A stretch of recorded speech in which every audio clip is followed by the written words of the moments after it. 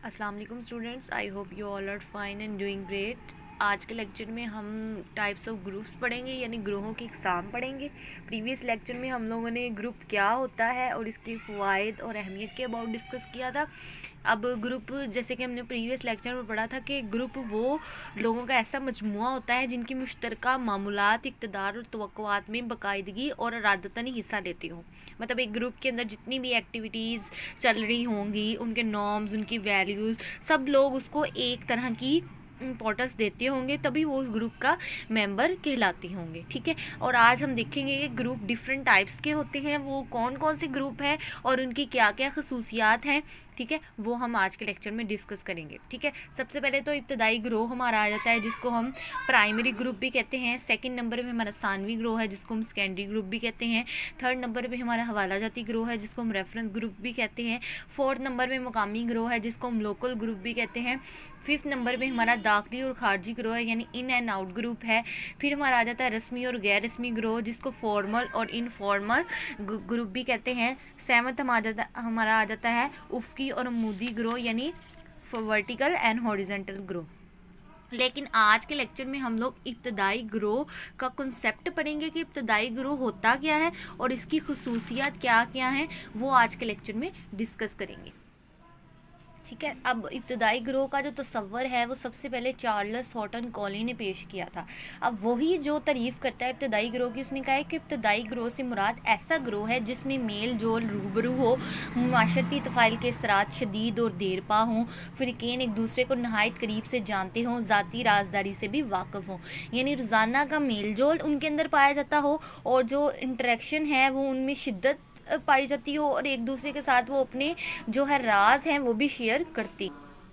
ठीक है, अब नेक्स्ट फर्दर वो जो चार्ल्स हॉटन कॉले है वो अपने ख्यालात को और जो है वो क्लियरली डिफ़ाइन करते हुए कहता है कि जब किसी ग्रोह के अरकान अक्सर एक दूसरे से मिलते जुलते हैं और इनके बाहमी ताल्लुकात में खलूस और तावन पाया जाए, तो ऐसा ग्रोह जो है वो बुनियादी ग्रोह कहलाता है। मसलन ख़ानदान के अफराद। अब ख़ानदान के अफराद के साथ आपका रोज़ाना की बेसिस पे आपकी इंटरेक्शन भी होती है, आप अपने जो प्रॉब्लम्स या अपनी जो जितनी भी डिफ़िकल्टीज़ हैं उनसे डिस्कस करते हैं और अपने जो भी आपकी राजदारी वाली बातें होती हैं वहाँ आप उनको बताते हो। या आप इसकी एग्जांपल इस तरह भी ले सकते हो कि गांव के रहने वाले अफराद हैं, उनके दरमियान भी आपका बाहमी राब्ता होता है, रोज़ आपकी जो है डेली बेसिस पे आपकी इंटरेक्शन होती रहती है। या इसी तरह आप एजुकेशन इंस्टीट्यूशन में जा रहे हो तो वहाँ पे आपके क्लास फेलोज के साथ आपका इंटरेक्शन रोज़ाना की बेसिस पे होता है। या इसी तरह आप किसी ऑर्गेनाइजेशन या इंस्टीट्यूशन में जॉब कर रहे हैं तो वहाँ पे जो आपका इंटरेक्शन है वो आपका according to rules and regulation होता होगा, तो वो आपका फॉर्मल ग्रुप कहलाएगा। ठीक है, तो लेकिन इब्तदाई ग्रोह में क्या होता है, इसमें कोई रूल्स एंड रेगुलेशन की आपको पाबंदी नहीं करनी पड़ती। ठीक है, अब शेल्स के मुताबिक उसने क्या कहा है कि इब्तदाई ग्रोह से मुराद ऐसा ग्रोह है जिसमें आला दर्जे का इससे काम पाया जाए। ठीक है, इरकान के तर्ज अमल के तौर तरीक़ों से बेतकल्फ़ी हो। वही बात हर चीज़ में रिपीट हो रही है कि बेतकल्फ़ाना होता है, मतलब जैसे मर्ज़ी आप एक जो पैटर्न है बात करने को उसके हट के भी आप अपनी फैमिली से जिस तरह भी ईजी होकर बात करना चाहते हो वैसे आप कर सकते हो, और ये तौर तरीके खुद ब खुद वजूद में आएंगे। ठीक है, आपके अपनी मदर से बात करने का अंदाज़ डिफरेंट होता है, आप उनसे जो है ज़िद्द करके जैसे मर्ज़ी अपनी बात मनवा सकते हो। इसी तरह अगर आपने अपने फादर के सामने बात मनवानी है तो फिर आपको थोड़ा नज़रें झुका के, ठीक है, उनका अदब एहतराम का ख्याल रखते हुए आपको बात करनी पड़ती है। ठीक है, और यही जो है इस्तेकाम अफराद में तशख़्ख़ुस उजागर करता है जिसकी बुनियाद पर ग्रोह मर्ज़ वजूद में आता है। ठीक है, तो यहाँ पे इब्तदाई ग्रोह का कॉन्सेप्ट जो है मेरे ख्याल में आपको क्लियर हो गया होगा कि इब्तदाई ग्रोह वो ग्रोह होता है जिसमें हम रोज़ाना की बेसिस पे लोगों से मिल रहे होते हैं, हमारा जो है माशरती तफ़ाइल में शिद्दत पाई जाती होती है। ठीक है, और एक दूसरे के करीब होते हैं बहुत ज़्यादा, यानी आप अपने सिबलिंग्स के साथ रोज़ाना की बेसिस पे आज़ादी से बातचीत करते हो और अपनी जो है ज़ाती राज भी उनके साथ शेयर करते हो। अब हम नेक्स्ट चलते हैं कि इब्तदाई ग्रोह की खसूसियात क्या क्या होती हैं। ठीक है, अब सबसे पहले तो आ जाता है बाहमी कुर्बत, जिसको हम म्यूचुअल इंटीमेसी भी कह सकते हैं। बाहमी कुर्बत से अब यहाँ पे ये मुराद है कि ज़ाहिर सी बात है अगर आपके जो है ताल्लुकात हैं वो तकल्फ़ाना है, ठीक है, तो आपकी जो कुर्बत है अपनी सिबलिंग से या अपनी पेरेंट्स से वो आपकी ज़ाहिर सी बात है जो है क्लोज़ होगी। ठीक है, और अब आप अपने पेरेंट्स से हर बात ज़ाहिर सी बात है ईज़िली कर पा रहे हो तो आपके ताल्लुकात जो है वो ज़ाहिर सी बात है अच्छे हैं अपने पेरेंट्स के साथ, तो ये चीज़ जो है बाहमी कुर्बत के अंदर आती है। और फिर ज़ाहिर सी बात है ख़ानदान के लोग आपकी ज़हनी सिचुएशन को भी समझते हैं, तो वो आपकी प्रॉब्लम जो भी आप उनको बताते हो वो अच्छे से अंडरस्टैंड कर सकते हैं कि आप वो सिचुएशन को कैसे बयान कर रहे हो। ठीक है, नेक्स्ट आ जाता है जी ज़ाती और गहरे ताल्लुकात, यानी पर्सनल रिलेशनशिप होते हैं।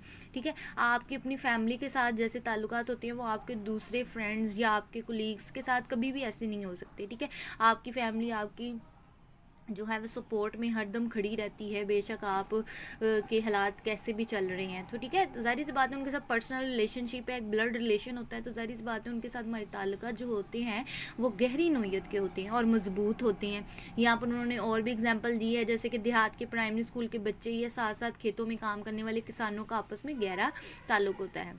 अब देखें कि यही एग्जाम्पल अगर हम देहात में दें तो वहाँ पे जो है लोग एक दूसरे के दुख दर्द में शरीक होते हैं, वहाँ पे जो आपके नेबर्स भी हैं वो आपके पर्सनल रिलेशनशिप में शामिल हो जाते हैं। लेकिन यहाँ अगर हम अर्बन सोसाइटीज़ की बात करें तो यहाँ पे आपकी फैमिली ही आपके क्लोज़ होती है, अदरवाइज अदर पर्सन जो है वो आपका इतना अच्छा नहीं चाहता जितना आपकी फैमिली चाहती है। लेकिन यही एग्जाम्पल अगर हम विलेज एरियाज़ में दें तो वहाँ पर ये जो रवायत है आज भी पाई जाती है, लेकिन आहिस्ता से ये चीज़ें जो है वक्त के साथ साथ चेंज होती जा रही हैं। अब नेक्स्ट आ जाता है जी लेस इन नंबर्स, यानी कलील तादाद में होते हैं जो प्राइमरी ग्रुप के अफराद हैं। ठीक है, अब अगर हम ख़ानदान की एग्जांपल दें, क्योंकि हमने पीछे भी ख़ानदान की एग्जांपल दी है, तो ज़ाहिर सी बात है आपके पेरेंट्स हैं, आपके सिबलिंग्स हैं, ये ज़्यादा से ज़्यादा अगर आपके ग्रैंड्स पेरेंट्स हयात हैं तो वो आपके साथ रहते हैं, तो वो ज़्यादा से ज़्यादा 7 to 8 जो हैं पीपल्स हो सकते हैं। तो इसकी प्राइमरी ग्रुप की जो तादाद है वो जो है कलील होती है। ठीक है, इसी तरह अगर हम गांव में ले लें तो गांव की जो है छोटी सी तंजीम अगर किसानों की बनी हुई है तो उस पर ज़्यादा से ज़्यादा 8 नहीं तो 9 लोग हो जाएंगे। ठीक है, तो कलील तादाद में होते हैं। इसी तरह प्राइमरी सज़ा पर उस्ताद और शागिर्द के दरमियान ताल्लुक़ और ख़ानदान के अफराद, ख़ानदान की तो मैंने आपको एग्जाम्पल दे दी ना। नेक्स्ट आ जाता है जी वहदत का शऊर, यानी यूनिटी पाई जाती है।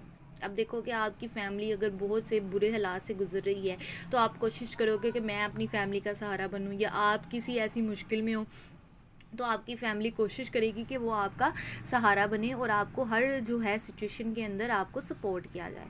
ठीक है, तो ये चीज़ जो है किस सूरत में पाई जाएगी, ज़ाहिर सी बात है आपका उनके साथ क्लोज रिलेशनशिप है तो वो आपको हर जो सिचुएशन में है वो सपोर्ट करने की कोशिश करेंगे, तो ये चीज़ जो है वो यूनिटी में आ जाती है। ठीक है, नेक्स्ट आ जाता है जी तहफ़्फ़ुज़, यानी सिक्योरिटी आपको कैसे मिलेगी कि बुनियादी ग्रोह के जो अफराद हैं ज़ाहिर सी बात है उनमें आप के लिए एक सिक्योरिटी का लेवल पे पाया जाता है। पेरेंट्स जो है अपने बच्चों को बहुत सी ऐसी बातों से रोकते हैं तो उनको खदशा होता है कि हमारे बच्चे जो हैं वो गलत रास्ते पे ना चल पड़े, तो वो जो चीज़ है वो जो उनका अपने बच्चों के लिए कंसर्न है वो एज अ सिक्योरिटी के लिए ही होता है कि हमारे बच्चे किसी मुश्किल में ना पड़ जाएं या इनको कोई मुश्किलात पेश ना आ जाएं। तो वो जो चीज़ है वो भी जो है बुनियादी ग्रोह की खसूसियत का एक अहम पॉइंट है कि अपने बच्चों को जो है सिक्योरिटी फराहम करना। ठीक है, नेक्स्ट आ जाता है जी तावन, कोऑपरेशन करना। अब इब्तदाई ग्रोह के अरकान में तावन का जज्बा बदरजा अतम मौजूद होता है। बहुत से माशरती मौक़े पर अरकान में तावन का जज्बा देखने को मिलता है, मतलब शादी ब्याह या दीगर खुशी गमी पर ये इलाके के लोग एक दूसरे की अखलाकी और माशरती और माशी अमूर में मदद करते हैं। और अगर आप यही देखेंगे, अगर ख़ानदान की हम बात करते हैं तो हम अपने ख़ानदान के साथ बहुत ज़्यादा कोऑपरेट करने की कोशिश करते हैं। वही बात कि अगर उनको कोई मुश्किल है तो आप अपना हर जो सोर्स है उसको यूज़ करते हो, अपनी फैमिली को सपोर्ट करते हो और फैमिली भी आपको सपोर्ट करने की कोशिश करती है, आपके साथ कोऑपरेट करने की कोशिश करती है।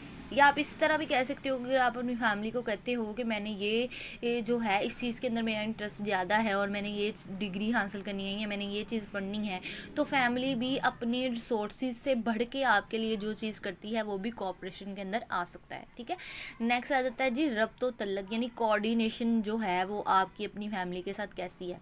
ठीक है, अगर तो आपकी कोऑर्डिनेशन अपनी फैमिली के साथ मजबूत है तो ज़ाहिर सी बात है वो रिश्ता जो है आपका अपनी फैमिली के साथ वो देर पा चलेगा। लेकिन अगर आपकी कोऑर्डिनेशन अपनी फैमिली या अपने पेरेंट्स या अपनी सिबलिंग के साथ अच्छी नहीं है तो ज़ाहिर सी बात है वो रिश्ता आहिस्ता आहिस्ता कमज़ोर पड़ना स्टार्ट हो जाएगा। नेक्स्ट आ जाता है जी पर्सनैलिटी। अब इब्तदाई ग्रोह के अफराद की पर्सनैलिटी कैसी होती है। बुनियादी ग्रोह फ़र्द का ऐसा माहौल मुहैया करता है जिसमें इसकी शख्सियत परवान चढ़ती है कि उनके माशरे के रस्म व रिवाज, मामूलात, इक़्तिदार जो है इसी ग्रोह से सीखता है। अब ज़ाहिर सी बात है, सबसे पहले किसी भी एजुकेशन इंस्टीट्यूशन में जाने से पहले जो बच्चा अपनी तालीम हासिल करता है कि पेरेंट्स उसको अच्छे बुरे का बता रहे हैं या उसके सामने जो भी एक्टिविटीज़ कर रहे हैं, बच्चा फ़ौरन से उसको पिक करना स्टार्ट कर देता है।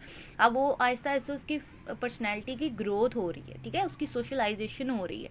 तो वो जो है वो सबसे पहले ज़ाहिर सी बात है घर से शुरू होती है, उसके ख़ानदान से शुरू होती है, उसके इर्द गिर्द रिलेटिव से शुरू होती है, ठीक है। अब इन्होंने यहाँ पे कहा है कि मिसाल के तौर पे देही इलाकों के बच्चे निस्बतन शर्मीले लेकिन वफादार होते हैं, जबकि शहरी इलाकों में परवरिश पाने वाले बच्चे खुदगर्ज और तेज़-तर्रार होते हैं।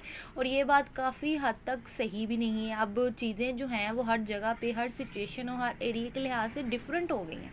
अब पहले हम लोग कहते थे कि देहात के बच्चे जो हैं वो शर्मीले हैं, लेकिन आजकल आप देखें कि देहात के अंदर जितनी एजुकेशन को प्रायोरिटी दी जा रही है, उतनी शहरी जो बच्चे हैं वो एजुकेशन को छोड़ते जा रहे हैं, ठीक है। वो ऐसा ऐसा न्यू टेक्नोलॉजीज़ की कहते हैं ना शहर में गिरफ्तार हो गए, तो वो चीज़ जो है ऐसा ऐसा एजुकेशन को इतनी इंपॉर्टेंस नहीं दे रहे जितनी कि जो देहाती लोगों के बच्चे हैं उनके अंदर ये चीज़ ज़्यादा स्ट्रांगली पकड़ती जा रही है कि हम लोगों ने एजुकेशन हासिल करके तो है कोई इसी मुकाम पे पहुंचना है। तो ठीक है, आज के लेक्चर में हम लोगों ने इब्तदाई ग्रोह होता क्या है, ठीक है, और इसकी जो खसूसियात हैं वो आज के लेक्चर में डिस्कस की हैं। तो स्टूडेंट आई होप सो कि आज का लेक्चर अच्छे से अंडरस्टैंड हो गया होगा। ओके, अल्लाह हाफिज़।